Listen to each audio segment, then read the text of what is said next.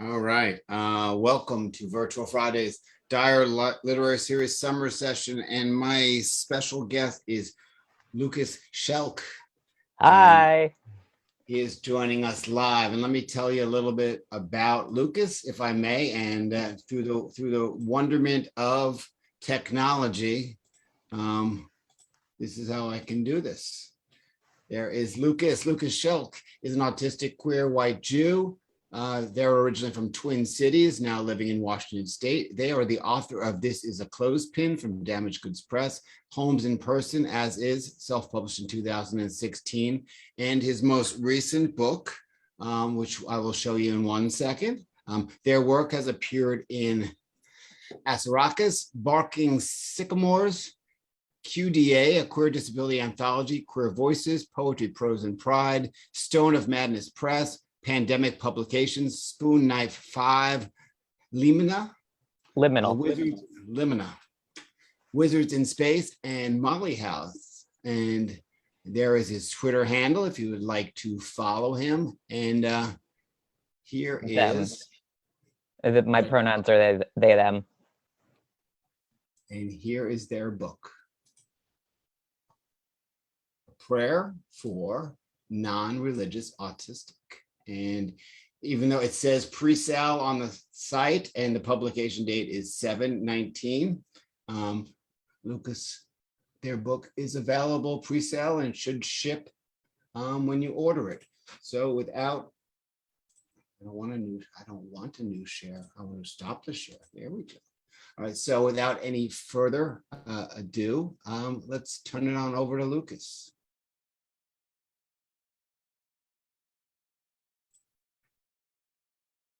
Did we lose Lucas? We lost Lucas on camera.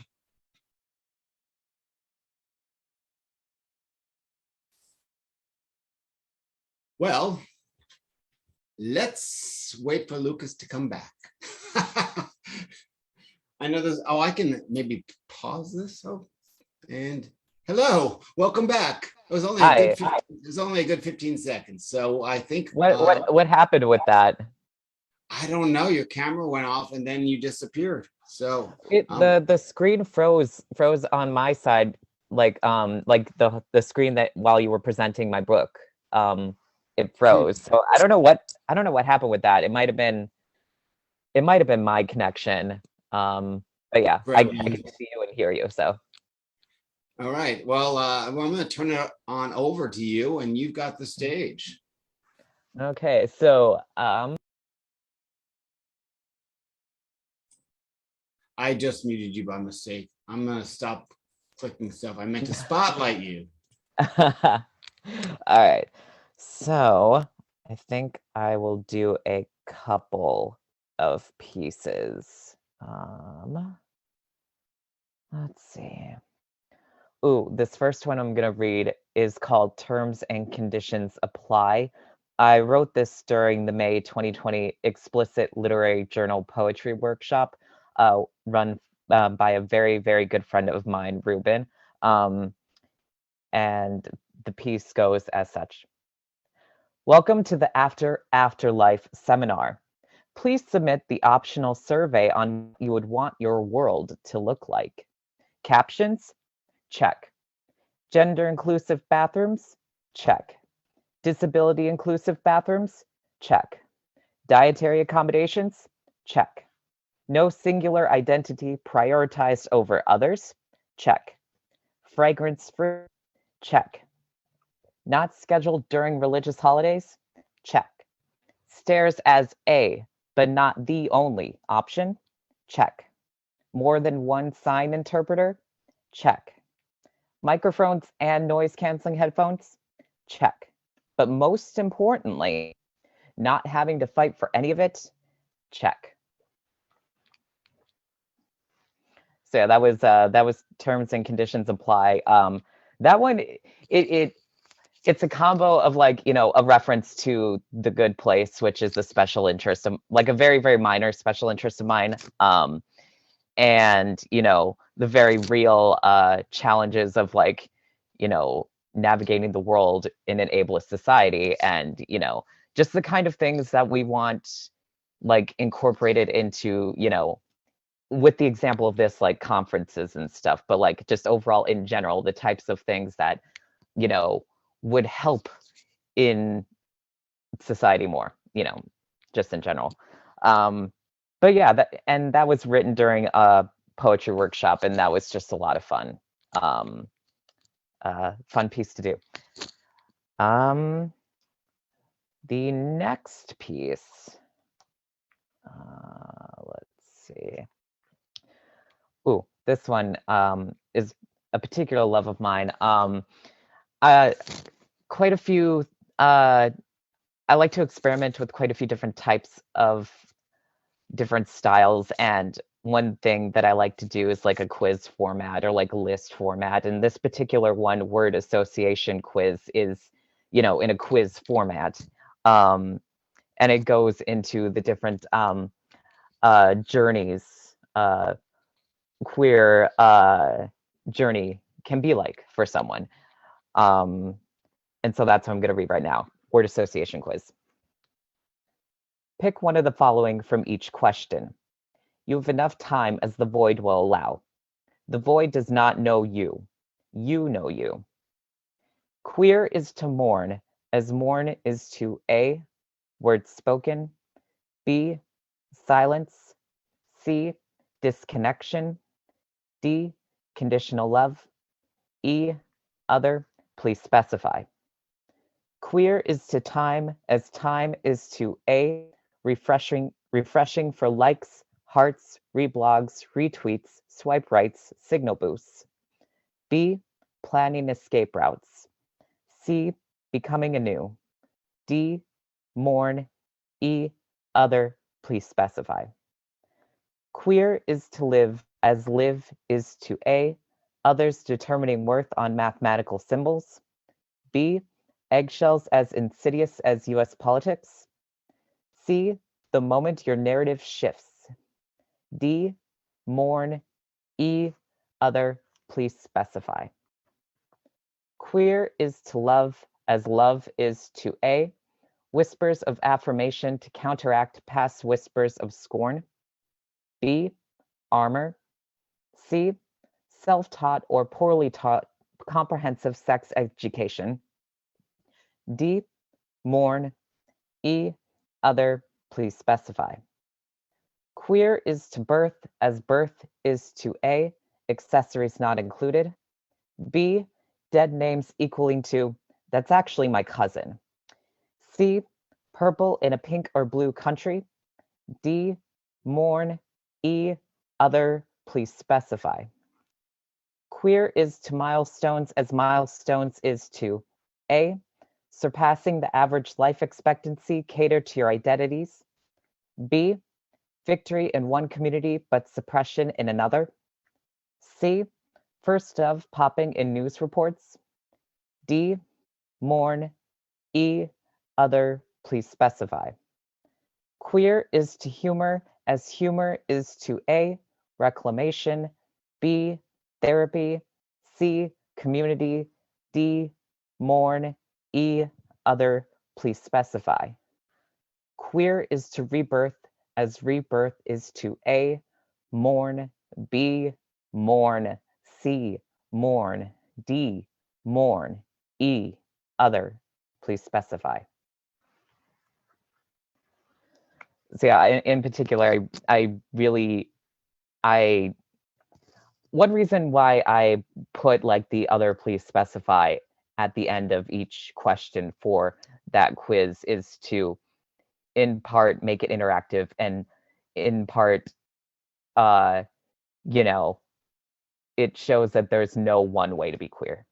And, I, and like I say in the preface of A Prayer for Non-Religious Autistic, like, I am curious about what readers' answers are. If they should, in a hypothetical take said word association quiz of their own queer journeys. So there's that. Let's see.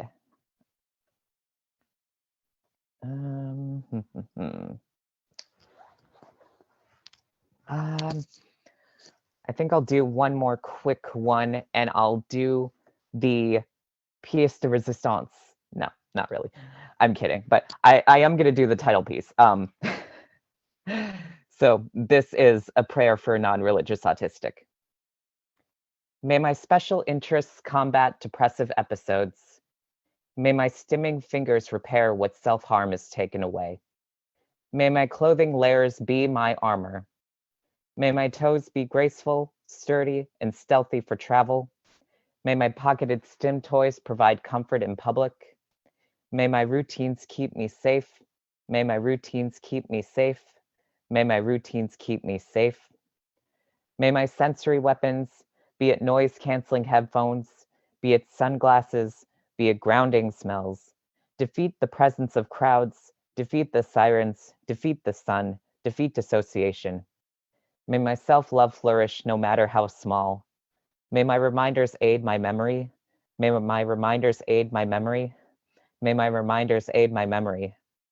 May my hyperfocus enhance my self-education. May my infodumps release overloading information, verbal or otherwise. May my heart shield when necessary. May my logic question and deduce, and may my surroundings continuously reign when I am most in need. For I am worthy. For I am worthy.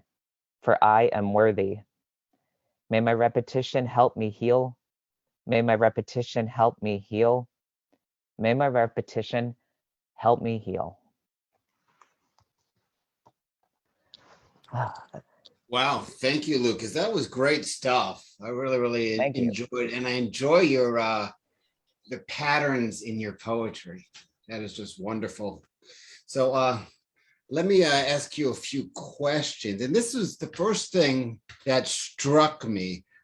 Your bio opens as describes, you describe yourself as an autistic, queer, white Jew, but your book title is A Prayer for a Non-Religious.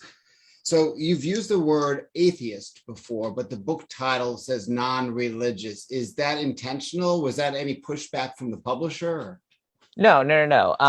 So the poem itself was written before my conversion to Judaism.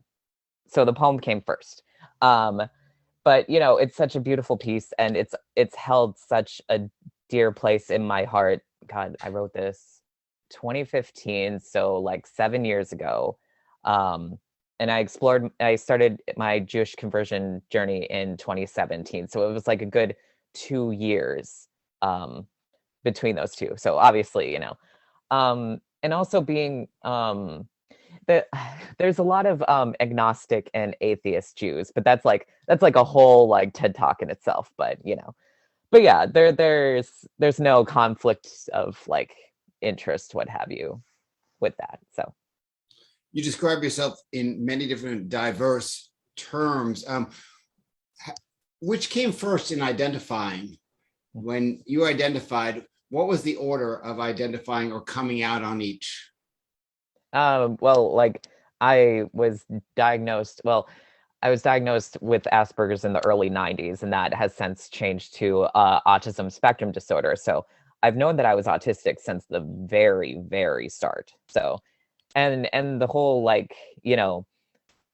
journey with my, acceptance of being autistic throughout these past 33 years, almost 34 years is, it's not linear, there's back and forths and stuff like that, but overall at this point, I'm proud to be an autistic person. But growing up, that was the exact opposite. So like I didn't even try to begin coming into terms with like any forms of like queerness, like gender wise, sexuality wise, until I was an adult. Because I spent so much time like trying to, not make myself stand out, you know as an autistic person, because I graduated high school in 2007, so like the resources that we have for autistic people now, like we didn't have any of that. Like so many things that, oh man, I would have loved to have have had when I was growing up. But you know, that is to say, I wouldn't change my journey, but I wish that like circumstances would have been so then I would have accepted that big part of myself first, so then I could explore the other important facets of myself. Because like that internalized ableism and like the onslaught of like ableism from society, like the constant messages of saying that like, autistic people don't deserve to be here and stuff, it takes a toll. And yeah, so that was a big reason why I delayed like exploring other parts of my identity for so long. And so yeah, autistic definitely first. Oh god. The gender and sexuality stuff, like those kind of concurring at the same time, but not, but that's a little bit more difficult to unravel. But yeah, definitely adulthood for those. Now, is it easier and to identify as any of these? I know it sounds like there's a lot of more understanding of autistic individuals, spectrum individuals, but in the past 5 years or so, have things gotten easier for various ways that you identify? Um, excuse me. Yeah, because of the fact that there's so many more online resources, there's so many like more communities, and the fact that we're actually getting our voices out there, just like this, we're changing that narrative of from 3 decades ago of like non-disabled relatives or non-autistic relatives speaking over us, uh like I feel humbled and honored and like privileged to be like a part of that conversation, to flip that, like I know what kind of responsibility I have, as being part of that conversation. And yeah, There's a sorry. lot of there's a lot of importance in that in your writing. And does that help motivate you to write? uh what the That's just first a twist on, do you write for yourself or do you write for others?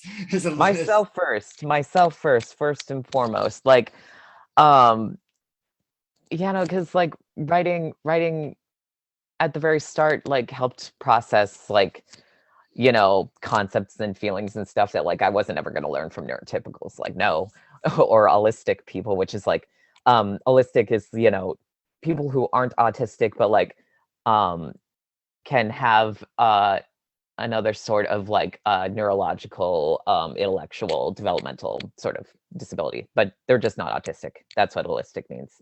um but yeah,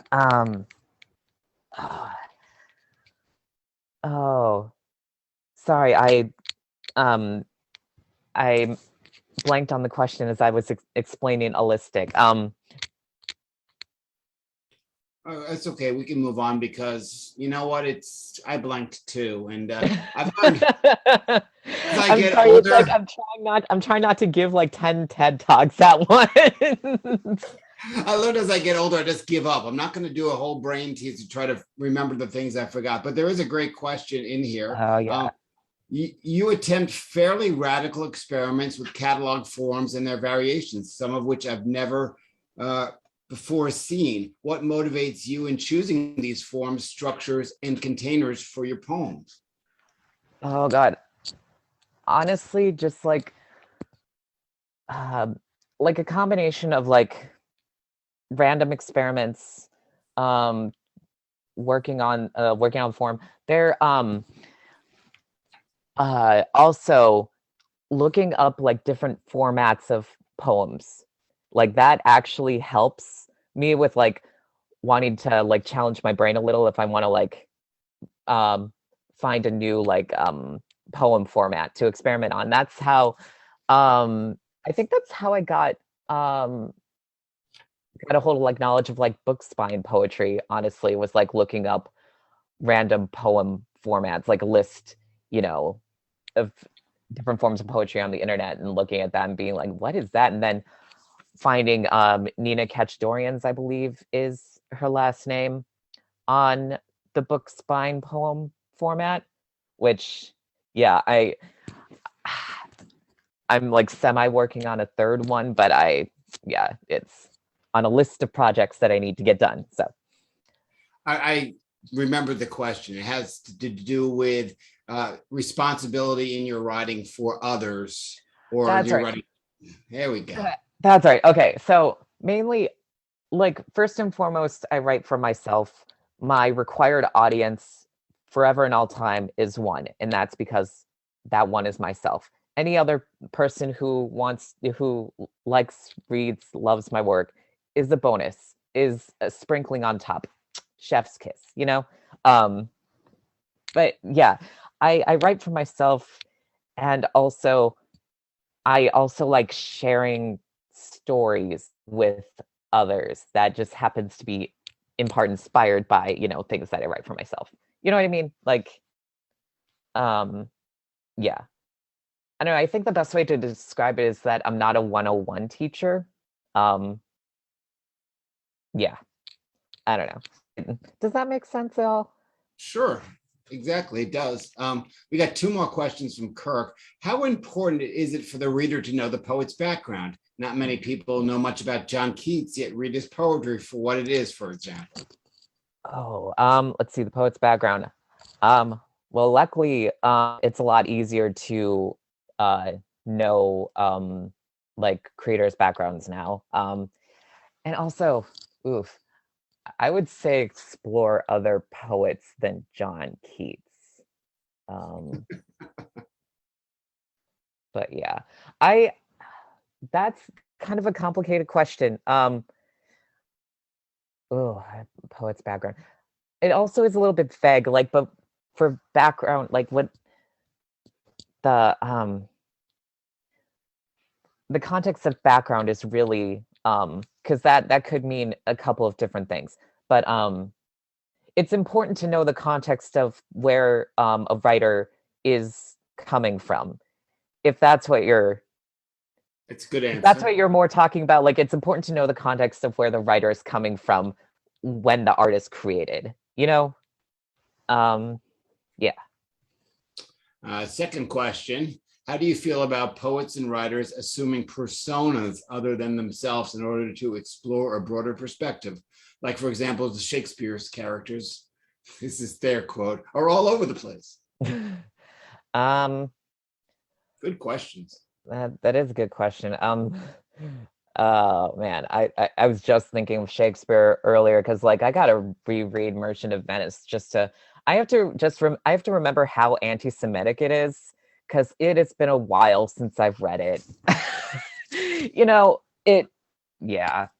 Um oh gosh, different personas. I hope like I hope that's not like referring to like taking on other people's identities because that's not okay at all. Um let's see.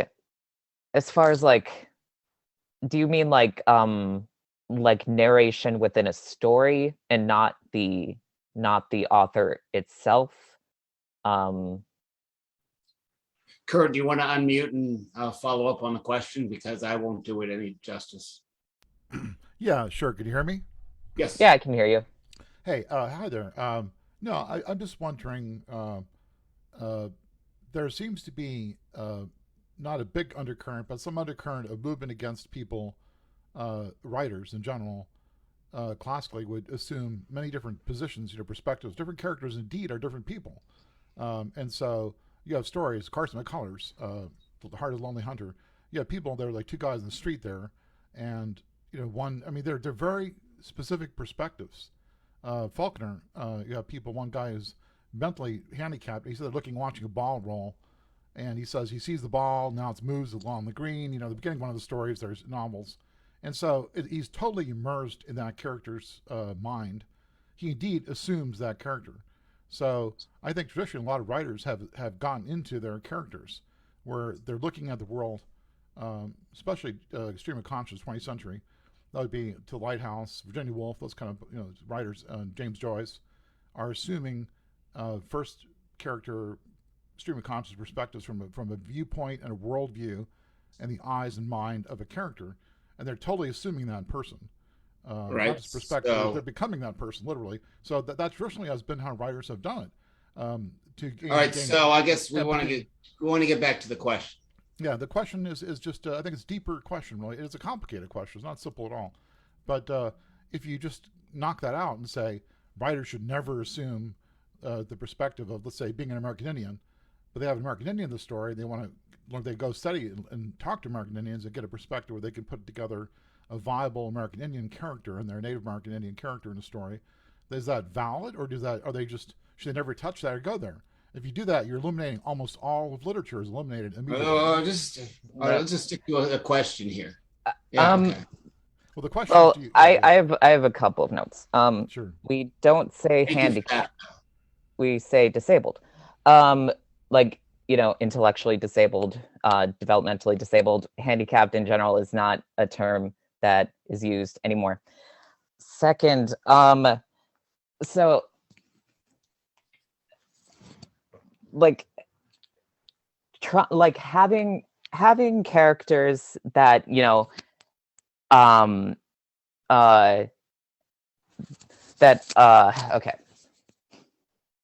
all right, so having characters that aren't like the author in a story is good. Like using the perspective of those people that aren't like the author, not good. Like, I would always recommend having a sensitivity reader for having sensitivity readers for the communities with the characters that you wish to include in your story, because we never want to perpetuate anti-Indigenous sentiments. We don't want to perpetuate racist sentiments. We don't want to perpetuate transphobic sentiments. We don't want to perpetuate ableist sentiments, and so on and so forth. So yeah, that's what my answer on that is. All right, does that help? Yep. Let me just add one thing I want to add to you. Can I just continue with the interview? Oh, sure. Please? I'm sorry. Go ahead. Thank you. We can chat a little bit later, which is fine, because I'm running out of time with Lucas here, and I want to get to a few things. So thank you for your excellent question. So your book, A Prayer for Non-Religious Autistic, how was it to work with Mason Jar Press?